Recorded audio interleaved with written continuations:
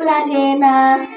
আমি যদি বলি একটু করব খেলা, আম্মু বলে খেলবে কেন দুপুর বেলা।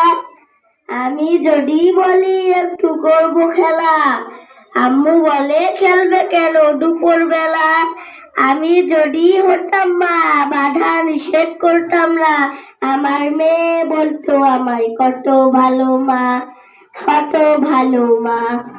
আব্বু একবার কয় কেন পড়তে বসিস না, আম্মু একবার কয় কেন লিখতে বসিস না।